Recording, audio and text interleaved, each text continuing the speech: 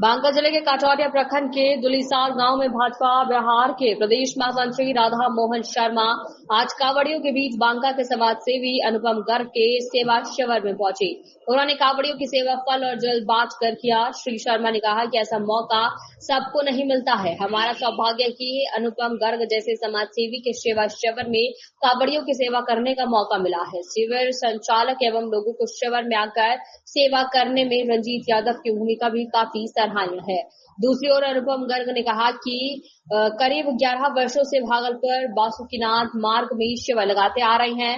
सुल्तानगंज बाबाधाम मार्ग से पहली बार कांवड़ियों की सेवा करने का मौका मिला। इस कंवरिया सेवा शिविर में आए हैं तो कैसा अनुभव हो रहा है आपको यहाँ पे? एक तो मैं 3 दिन पहले से इंतजार कर रहा था कि एक कांवरिया शिविर में मुझे जाना है और मेरे मन में बहुत उत्साह और गदगद मन मेरा हो गया था कि शंकर भगवान मुझे लगता है कि याद किए हैं इस बार। पिछले बार छूट गए थे तो इस बार उन्होंने याद किया था। तो याद करने के बाद आज मैं जब पार्टी के कार्यक्रम में व्यस्त थे तो मुझे ऐसा लग रहा था जब बार बार से भगवान का याद आता ही था और लग रहा था कि वहाँ कब कैसे पहुँचे कब नहीं पहुँचे। फिर भी समयानुसार निकाल करके मुझे यहाँ आना बहुत मन उल्लासित कर रहा है और भगवान शंकर से मैं प्रार्थना भी करता हूँ कि हमारे साथ जितने चल रहे लोग, जितने समाज के दुखी सुखी परिवार के लोग, सबको मैं भगवान शंकर खुशहाल रखे, स्वस्थ रखे कामना करता हूँ। सभी लोगों को इस देश में खुशहाल बनाए। नरेंद्र भाई मोदी जी का नेतृत्व में हम सब लोग आज पूरे भारत को इतना विकसित करने का कोशिश कर रहे हैं कि 2047 के लक्ष्य को प्राप्त जो विकसित भारत होगा, भारत जो दुनिया का विश्व गुरु बनने वाला होगा, भारत बनने जा रहा है।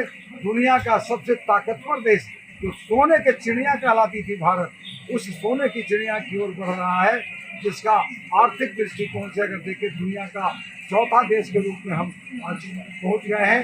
हम तीसरे पैदान पर आने के लिए तैयार हैं।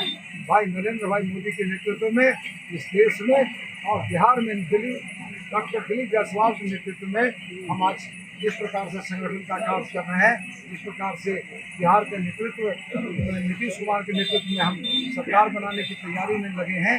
उस अभियान में जब चले हैं तो भगवान से प्रार्थना यही करते हैं, आप सबको ये आश्वस्त करते हैं कि इस शिविर में आने के बाद प्रार्थना करते हैं कि बिहार की जनता के लिए, बिहार के गरीबों के लिए, बिहार के मजदूरों के लिए, बिहार के विद्यार्थियों के लिए, किसानों के लिए, बिहार के महिलाओं के लिए, युवाओं के लिए, इस सभी के लिए पुनः हमारी सरकार कामना भगवान शंकर से करते हैं कि पुनः हमारी सरकार बने। और इस शिविर में आने के बाद ऐसा मन मुझे कर्तव्य रहा है। और आज प्रधानमंत्री जी मोतिहारी से 7,200 कुछ करोड़ रुपए का उन्होंने जो हम लोग को जो दिया है, सौगात दिया है, उसके लिए उनको भगवान शंकर से कहते हैं कि उनको और लंबा आयु करें और देश की सेवा करने का उनको और मौका मिले और इस राज्य के विकास होता रहे। मैं इसी के साथ बिहार में आपकी सरकार है, फिर भी प्रशासनिक स्तर पे कांवरिया को वो सुविधा नहीं मिल रहा है। मैं एक बात को स्पष्ट करता हूँ, बिहार में कांवरिया का जो सुविधा मिलने की बात तो यहाँ की जनता इतना ही नहीं, भागलपुर बांका के जिले के बड़े बड़े उद्योगपति, चाहे साधारण लोग भी और सामान्य लोग भी, उतना ही नहीं, समस्तीपुर, गोपालगंज, छपरा, मधेपुरा, ऐसे ऐसे कई जिलों से, जहानाबाद बिहार का गया, उसी प्रकार से हमारे जहानाबाद जिला जहाँ का मैं रहने वाला, उसका भी एक कैंप बहुत बड़ा लगा, मुझे पता है। और उतना ही नहीं, कई जिलों का कैंप, पटना के बहुत लोग इतना सुविधा प्रदान कर रहे हैं कि कांवरिया को किसी प्रकार का कोई कष्ट नहीं होता है। हम तो ऐसा महसूस करते हैं कि झारखंड की सरकार भी इस बार कुछ अच्छी व्यवस्था बनाई है, मैं उसके बारे में कह सकता हूं। लेकिन भारतीय जनता पार्टी और हमारे एनडीए गठबंधन के लोग भी काफ़ी बड़े मन दिल से कांवरियों को किसी प्रकार का नुकसान नहीं हो। आप देखें, आप कल्पना करें, आज के 10 वर्ष पहले और आज कांवरिया का चलने का स्थिति जो था, जितना पैर जलता था, कितना, आज मिट्टी बालू सरकार ने जो व्यवस्था बनाई है, एक उत्तम व्यवस्था बनाई है। इसे लोग, आप पत्रकार लोग तो हमसे पूछते हैं, लेकिन हम जब कांवरिया से पूछते हैं जो हमारे चलते हैं, मुझसे पूछते रहते हैं ना बाबू बहुत अच्छा व्यवस्था है, किसी प्रकार का दिक्कत नहीं होता है।